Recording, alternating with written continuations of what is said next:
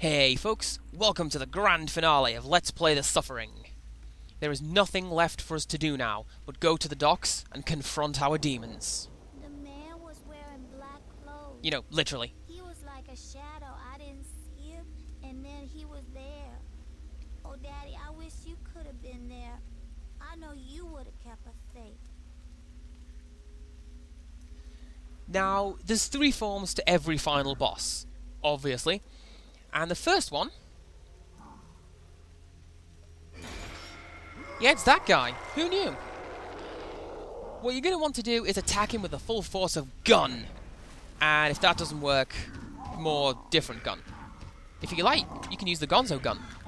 Like that. Kills him with one hit. It's pretty great. Although, with that said, I should have just done that right out of the gate, rather than giving these guys time to spawn. But what do I care? After everything we've faced down thus far, these guys are fodder and nothing else. They killed us to get to you, didn't they? I forgive you, Dad. You couldn't keep us safe forever. I just wish I could have said goodbye. This time... well, this time's a little bit different. If we attack that guy, or ourselves, with guns, the damage instead reflects on us. Instead, we need to Hulk out and destroy him with rage. Rage! I think they're sort of setting you up for a bit of a disappointment, because that guy tends to go down really easily. I don't know if it's because I'm a good guy, so the beast is stronger, or anything like that, but... You always had the worst luck, too. and that was nothing. We didn't work out for so long. And when we got close, it all got taken away. You'd never hurt us. Not on purpose. No matter how angry you got at the world, you always loved me and the boys. Now's the time, T. You need to face down the anger you have inside.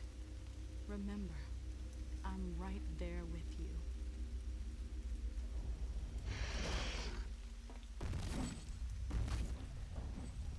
And now, the climax. This monster, rather like this LP, comes completely out of nowhere. You never expect it, there's no hint that it's coming, and no indication that it's there, except for the fact that there's three forms to every final boss. Now, in order to beat it, we need to... oh, come on, game. Jump over the, like, ankle-high debris, and drop this particular mechanism. Then stand under it so we can power ourselves up with the rebirth device and Hadoken the guy to death. And our target? Well, it's the big glowing red target on his chest. What, is this your first video game? Come on now. It's actually a bit of a pain in the ass, I'll be honest with you, because in order to hit him, you have to aim up a little bit. But if you do that, the game's auto-leveling system kicks in and jerks your aim back down again, so you sort of have to dance around with the thumbsticks in order to get the target right. I mean, even then you have to wait for the sensor to expose itself. It's doubly hard since they don't give you any kind of aim when you're in rebirth mode, and you can only just throw the energy and hope that it hits, you know? Ah, well. So, like all of the monsters in the game, this particular one represents a method of execution. In particular, this monster represents the death by the third form of a final boss.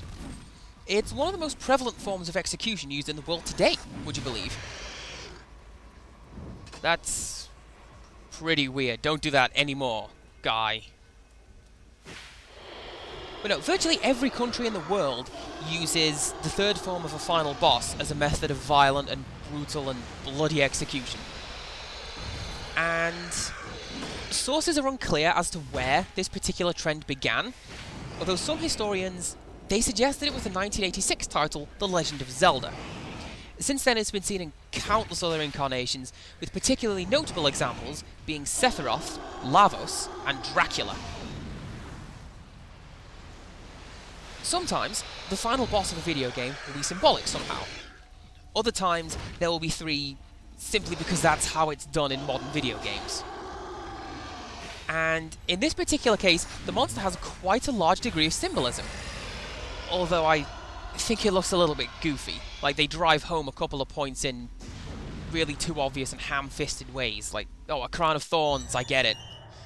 Literally being attached to the monster by an umbilical cord, I get it. You know?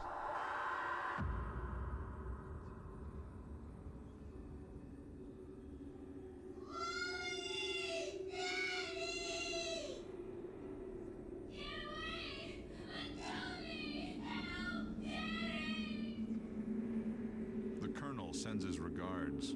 Back in Eastern, he warned you, but you didn't listen. He said to leave you alive. Only you. Enjoy your new life.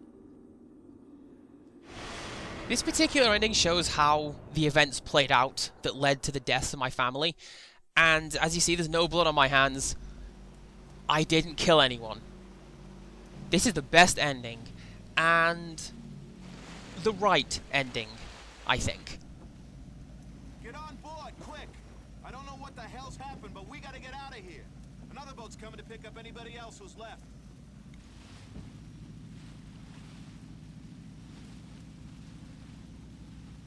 Hold on! You're that guy Torque, ain't you? I heard about you in the news. I got a friend at the DA's office. Says the prosecutor on your case is being indicted. Says you probably get a new trial. Guess it's your lucky day, huh? Jesus. You look like you've really been through hell. Somebody's missing from this picture, T. I don't want us to ever be apart again. Love always, Carmen. Watch out, dude, you're sailing into the draw distance. No! And I don't need to save that because I've unlocked everything. That's your game, everybody! Wasn't that absolutely fantastic? Seriously, I said it in the very first video, I'll say it now. In terms of the sheer number of replays and times I've come back to this game, this is one of my absolute favorites. I love it. I also love how the game pretty much railroads you into being a good person. I mean, sure, you're welcome to shoot the guards and massacre the prisoners, but every time you make a bad decision, your wife screams at you about how bad a person you are. And the cutscenes and sort of on-the-fly cinematics, they go from your kids saying they love you to seeing them yell at you or curling up in the corner weeping. Oh, yeah, and if you make the bad karma choices in the game, then you only get a quarter of the health that you usually do, and when you take the zombium, it doesn't work. So, you know, there's also that. Now, there is a sequel to this game. It's called The Ties That Bind, and it does treat the game as though all three endings were canon. But, to me, the good ending is the only one that makes any degree of sense. But we'll come to that if we play the sequel, and heaven knows I probably will if I can get it running on my 360 or whatever.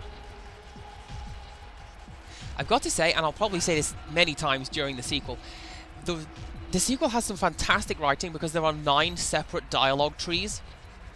Obviously they've got the good, normal, and bad dialogue trees, but they also have ones for if you start the game good and turn bad, start bad and turn good. All 9 iterations are dealt with, and I think that is absolutely fantastic.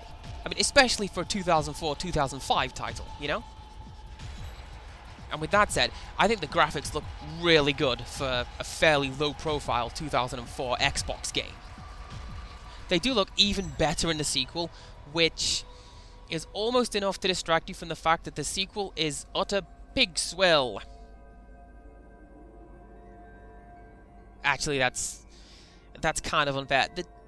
If you look at The Suffering 2 as its own game, if you look at it just as a guy called Torque goes around killing things, it's a really solid game, but it undoes a lot of the things that are done in this game.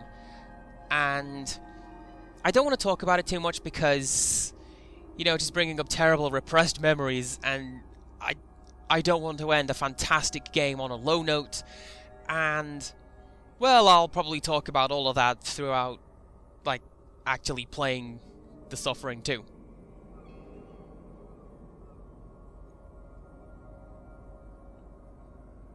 It's kind of nice that they're playing the music over the credits, I gotta say, because, I mean, the music in this game is very much like the music in Halo. It means that you are about to die again and again and again and again, so I hope you enjoy the first 3 seconds of this music.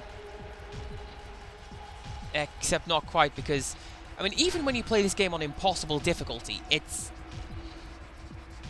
challenging, I'll give it that, but it's certainly doable, especially if you know where the weapon caches are. And now that you've watched me play this game, you totally will.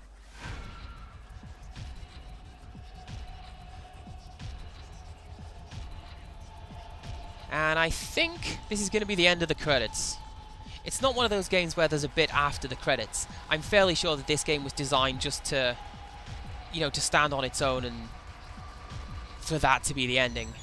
But, who knows.